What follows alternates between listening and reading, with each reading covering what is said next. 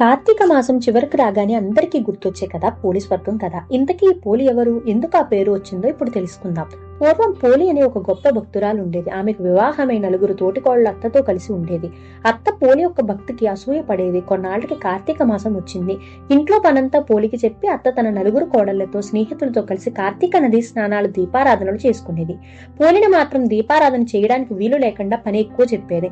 పోలికి అంతా తెలిసినా కూడా విసుగు చెందకుండా పని పూర్తి చేస్తూనే కార్తీక మాస దీపారాధనను కూడా కొనసాగించేది. అది ఎలా అంటే, తన ఇంటి వద్ద నూతి దగ్గరనే కార్తీక స్నానాలు చేసి మజ్జిగ చిలికిన కవ్వానికి అంటిన వెన్నతో దీపాలను వెలిగించి భక్తి శ్రద్ధలతో శ్రీహరిని కార్తీక మాసంలో కొలిచేది పోలి.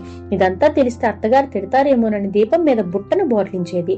ఆమె భక్తికి ప్రసన్నుడైన శ్రీహరి పుష్పక విమానాన్ని పంపి స్వర్గానికి రప్పించాడు.